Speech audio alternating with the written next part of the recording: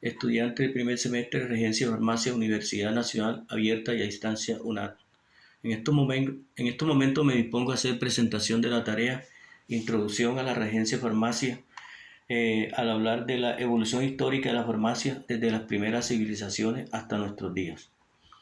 Al hablar de farmacia se hace necesario conocer o evocar las culturas primitivas como la egipcia, la griega, la cultura romana, la cultura hindú, la cultura china, por así decirlo.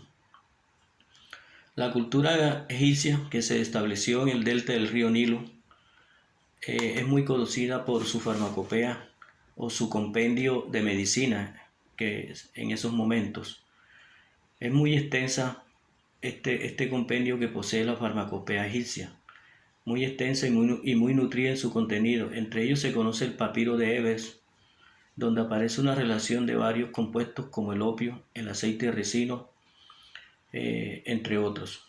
Es de resaltar también que los egipcios utilizaban algunos minerales como la malaquita y el galeno, los cuales eran útiles en labores de maquillaje. La cultura griega, con su tratado farmacéutico conocido como De Re Medica, recopila muchos productos vegetales con propiedades medicinales y fija cada parte de la planta para atender una parte o patología del cuerpo. La cultura griega también se conoce por sus grandes aportes a la medicina. La cultura romana, que también era mística, primitiva y religiosa, a raíz de la expansión del Imperio Romano, esta cultura se mezcló mucho con la cultura egipcia y entre ambas fueron fortaleciéndose en sus conocimientos sobre la medicina.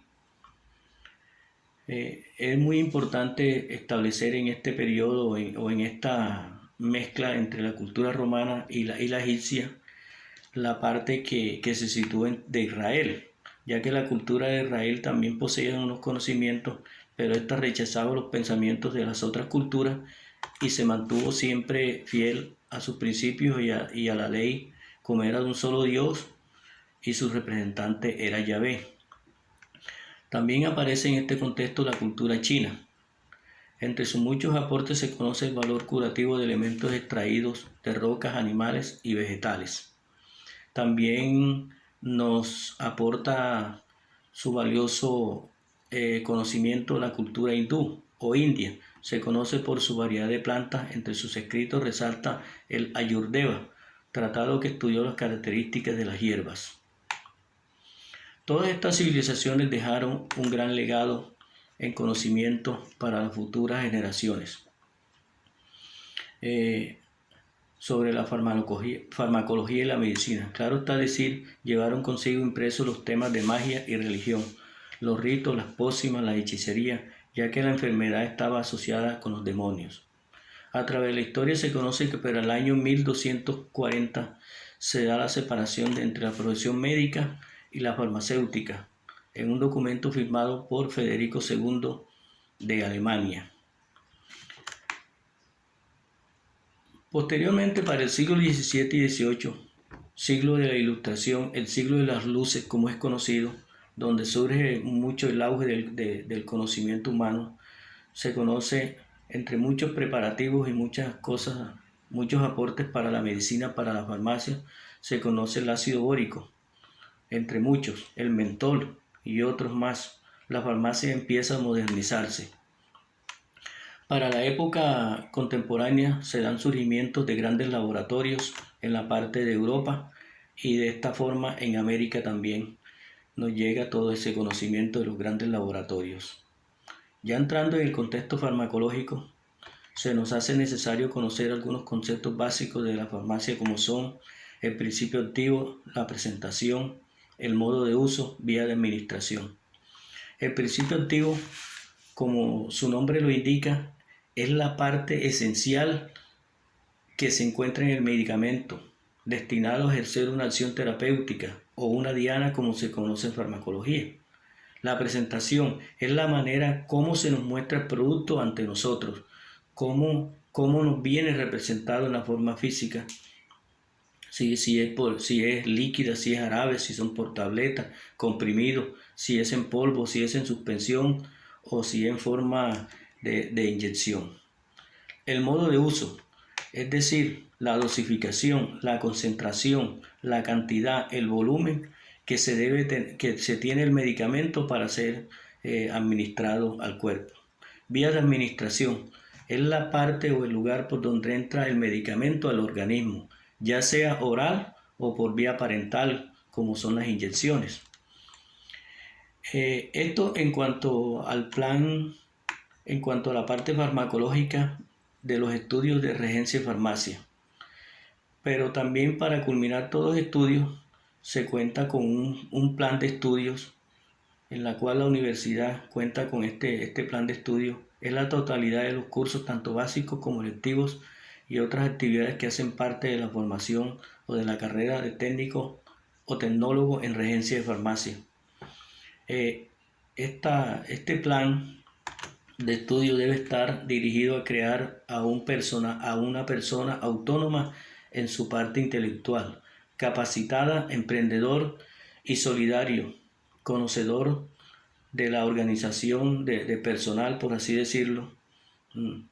El plan de estudio comprende 95 créditos, 86 son obligatorios y 9 son electivos. Una vez se ha culminado este plan de estudio y el estudiante ha reunido todos los requisitos, este sale con un perfil como tal, el perfil del egresado. Este profesional egresado en tecnólogo en regencia y farmacia es una persona que sale dispuesta y preparada para dirigir establecimientos farmacéuticos como farmacia ambulatoria y hospitalaria de baja y mediana complejidad. Participa en la gestión estratégica y operativa de la adquisición de los medicamentos.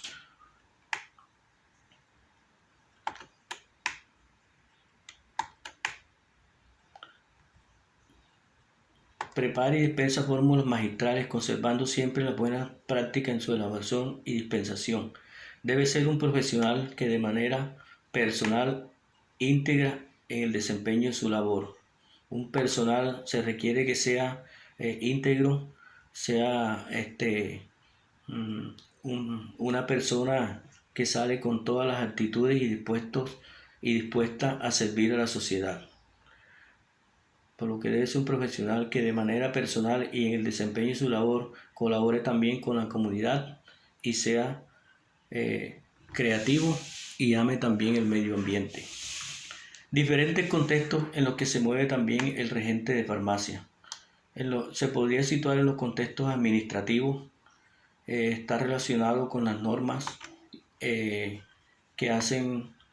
fundamentan lo que es la regencia de farmacia. Entre ellos tenemos el decreto 2200 del 2005, por la cual se reglamenta el servicio farmacéutico y se dictan otras disposiciones. Aparece también el contexto ético, conservando los principios humanos, ¿sí? Que debe conservar todo regente como una buena persona que sale a cumplir una misión a la sociedad. El contexto asistencial también se relaciona con el regente de farmacia, en su rol como regente y administrativo de la farmacia hacia los procesos de tecnovigilancia, del buen uso y conservación de medicamentos. También encontramos la Ley 485 de 1998, por la cual se reglamenta la profesión de tecnólogo en regencia de farmacia. Esta ley está compuesta por 11 artículos en su totalidad, que regula la profesión como tal. En uno de sus apartes se indica que el regente presta apoyo y colabora bajo la dirección del químico farmacéutico.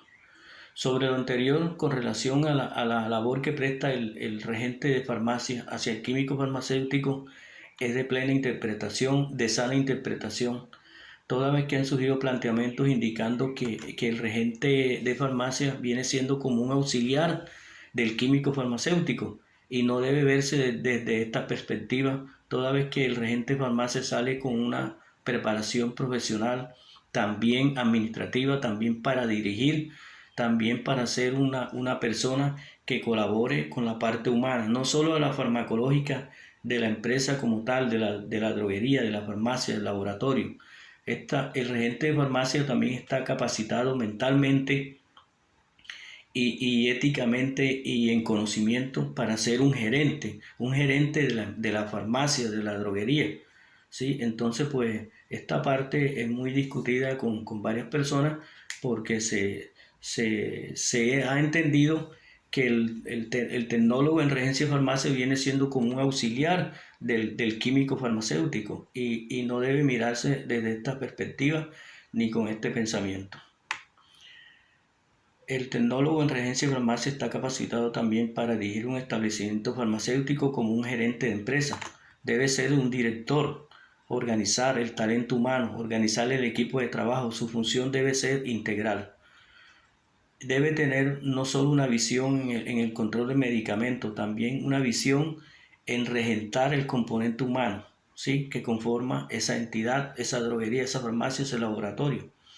Esto ha sido inspirado en una parte que relaciona a un señor, a un técnico que dice ser, en un escrito que presenta esta persona, ser un directivo va más allá de la parte técnica. Carlos Albarragán Valenzuela, Universidad del Valle de México. Este señor es el que sitúa el anterior planteamiento. De esta manera, doy por terminado mi aporte a introducción a la regencia de farmacia en la evolución histórica de los medicamentos desde las primeras civilizaciones hasta nuestros días. Hasta la próxima.